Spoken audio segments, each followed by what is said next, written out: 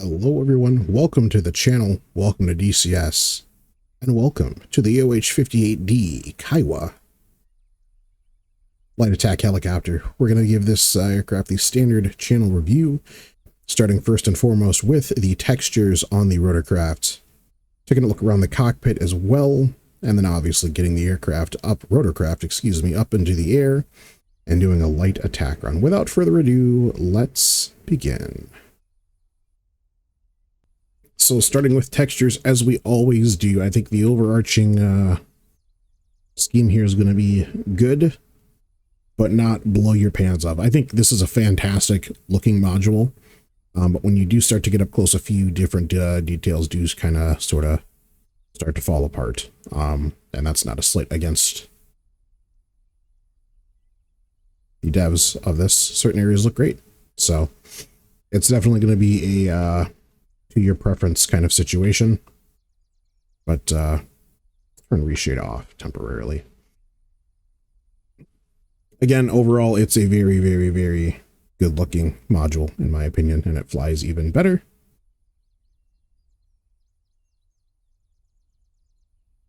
You know, we had to put Lola Bunny on. Passive infrared receivers all the way around on this rotorcraft, front, rear, and sides. It also has that infrared targeting array. That's an optional thing you can tick on and off. But not going to spend too much time on textures. You can kind of see for yourself what you do and don't like. Let's take a look at the engine exhaust.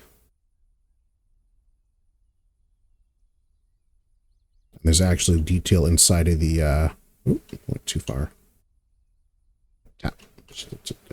Oh, I can scroll wheel. Oh my. Okay, so now we're inside.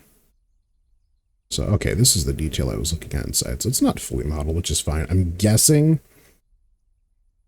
that either in the current or planned damage model, maybe some of this stuff up here will be exposed. It doesn't make sense to me otherwise why they would model it. So cool to see.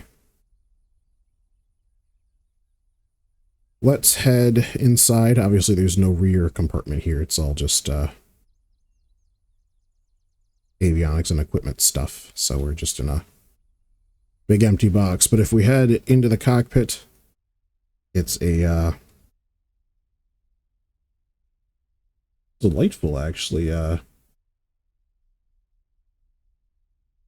change in overall textures.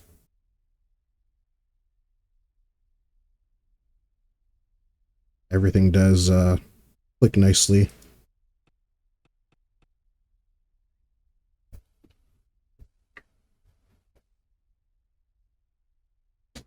Looks like there's no sound animation on the controls, which is fine, but your switches and that sort of stuff do all make different clicks. So we'll go ahead, hop in, and get started here. All right, and here we are in the cockpit of the Kiowa. A couple quick things that I want to point out as far as little animations go. First and foremost, you can see I can add and subtract my pilot and co-pilot as I please. Like that. I also have the ability, so let's turn off my visor on my pilot, and then we'll go to the co-pilot. And yep, over here, bud. So you can see that visor is animated. Off, or not, well, off and on. So that's pretty neat. If I head back over to the co-pilot, I can whip out my M4 here. And again, this is animated, which is pretty cool. A little bit clunky animations, but still cool nonetheless. And you can see that modeled EOTech sight there. I mean, I can actually fire this out of the helicopter. But just like with a real EOTech, the closer you get, the smaller your optic, and then the further away you get, the larger that sight picture becomes. Put back our M4, we'll shut that door. Back over to the pilot side, and again, we've got the animations going on, shutting the door. So that's pretty neat. Let's run through a startup. So it's pretty straightforward if you're familiar with rotorcraft. We're going to go ahead and turn on our main batteries, 1 and 2. We're going to turn on our DC generator. We're set to the start position for our essential bus. AC generator can stay off for now. I'm actually going to recenter my camera.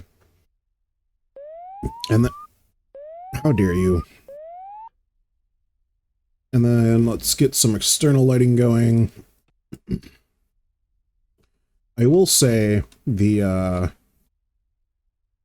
lighting for the outside, it's good, if not a little too bright. That's really my only, I guess, complaint is that it's a little bit too bright. I do love, excuse me, I do love the intensity of the strobes, top and bottom, but the nav lights are just a little bit too bright. And even though I do have them set to bright, what does that even mean? Too bright versus dim. Even in dim, they look pretty bright. So we'll rock the bright lights today. Turn off those floods, and I think I've got everything. I've got the FADEX set, ignition set. I need the fuel booster. Where are you? Fuel boost on. Okay, we should be good to start here. Let's go ahead and turn on our SAS. Hello. He's not coming on until I have DC power. That's fine. I'm going to ditch my pilots temporarily here. Master key will come on. And then this is all going to happen kind of quickish, so I'll talk through it real quick. We're going to hit the master start switch. Once the engine starts to turn just a little bit, we're going to advance our throttle from the cutoff into the idle detent. Right there. The engine will then start to spool. Once we're nice and stabilized in a low idle, will increase RPM to match that little line there, and that'll be our flight idle. There's a little bit of extra overhead in case you need it, but hopefully we don't need it today. So back into cutoff. Everything's looking good, so let's go ahead and hit that starter.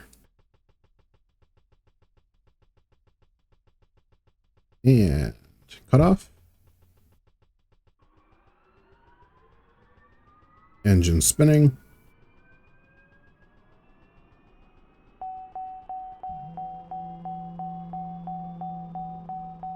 Releasing the starter. You can see we've got rotor rotation indicated, as well as we can see the rotors spinning outside.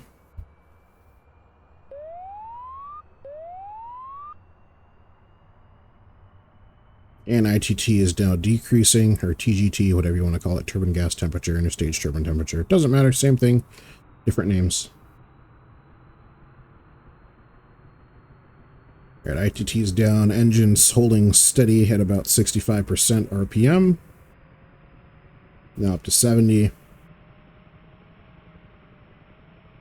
And we've got a successful start there. Torques jumped back down, so let's go ahead and advance our throttle into the flight detent.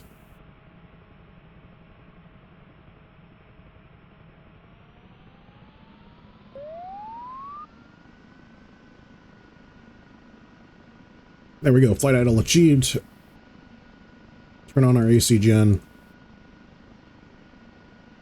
And our essential bus is on. Turn on our RWRs and our IFF, as well as our jammer.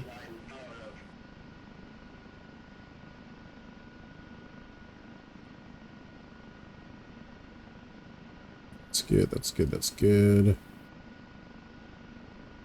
Leave the oil bypass off. I don't expect us to need it today.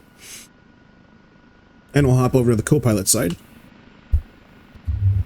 Sorry, needed to lower my mic just a little bit there. Couldn't see what I was doing. We're not going to be using the MMS today, but we'll have it powered up.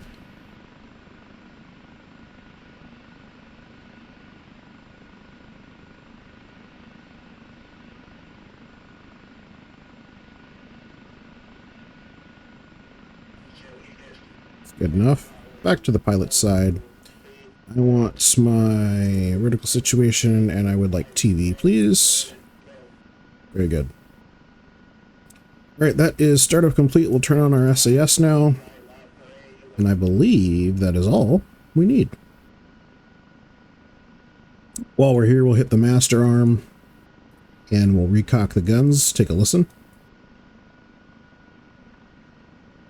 What a sweet sound. All right, I think we are ready to go flying here. So let's go ahead and lower that landing light, and the light here does, if I can swing it out here, give me just a second. There it is. It is a pointable light, so I can go left, right, up, and down with it. So I can point it pretty much wherever I want. And that's good enough for what we're doing here. This is the part where I remind you that I am not a rotorcraft pilot. So I can't fly. I know I can't fly. Be nice to me, please. Good Lord, please. All right, here we go. Increasing collective. You can see that dust increase and the wind effects increase as well. I'm going to add some anti-torque. And here's a nice gentle pickup there. Even a big ham-fisted buffoon like myself can somewhat keep this aircraft or rotorcraft steady in place. But that's no fun. So let's add some more collective. We're going to come out to the right here, clear these trees, and follow this road out to our engagement point. ITT is a little bit high.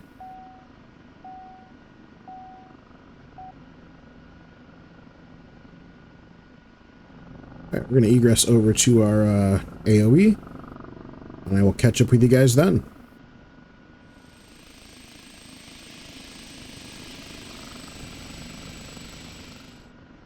So as we're approaching our AOE here, I'll show you guys there is a automated AI pilot that can fly for you.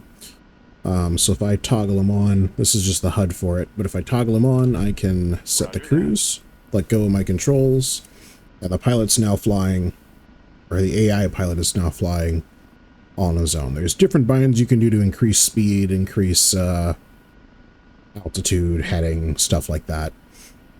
I find the cruise is the most useful because it's most of what I'm going to be doing. But if you didn't have a buddy to fly with you, you know, you could hop over here, have the pilot do his thing over there while you're maintaining the MMS and lighten up targets.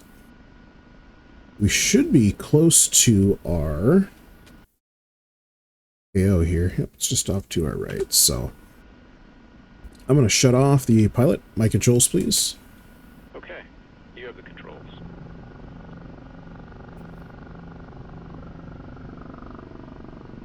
We'll roll in here, see if we can't find some targets.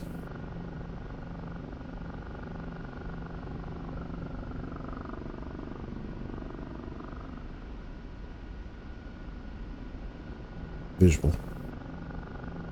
Alright, let's roll in here. I'm going to go ahead and drop the red smoke grenade to mark our target area. Actually not done this before, so we'll have to see how it goes. I do have a bind set up for it. Don't know if I have to have my door open.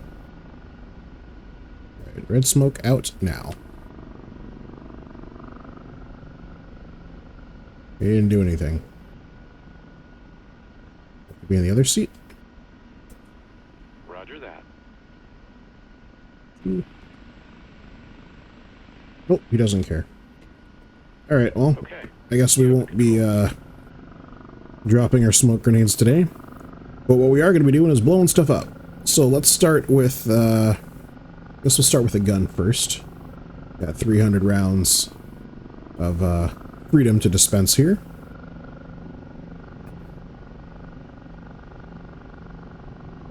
A couple of MI8s, a couple of MI24s, and a couple of trucks on the ground there. All needing freedom.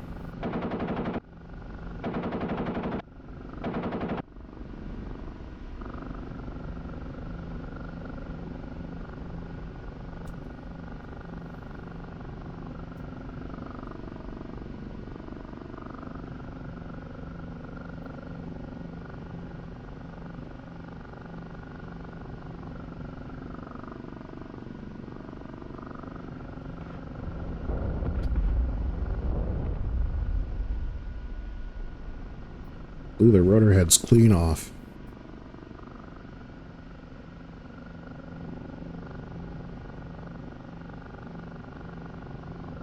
Tournament is to some degree limited here on the Kiowa, so you do really have to pick your targets discretionarily. You know, you're not going to be carrying in, you know, 8 or 16 Hellfires into a fight like you can on the AH-64. I think the max Hellfire outfit on the Kiowa is 2, potentially 4. But then you have no other ornament other than your door gunner, so...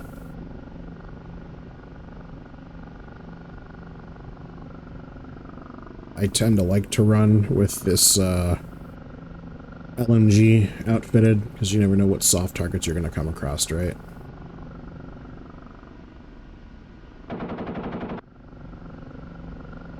Smoked him.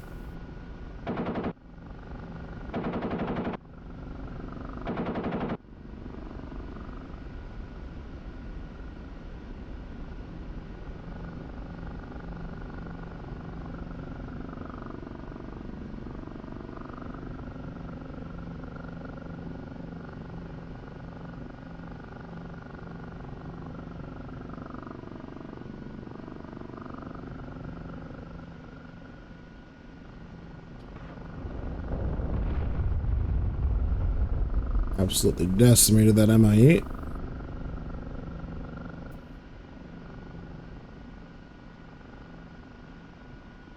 As far as standoff weapons dispensing, I think your best bet would probably be working with the co-pilot, mounting the MMS on the top there. You probably could do a standoff Apache style over the hilltop engagement. But again, due to your limited munitions resources, you would be delayed in your engagement. Delayed, but limited in your engagement, rather. Excuse me. Uh-oh. Hey, well, this gives me the chance to show you guys the airbag system. The airbag system. What's the airbag system? Well, if you crash... there is a modeled airbag system. Now, my pilots are both dead, but if they weren't dead, he would get to see the little airbag inside.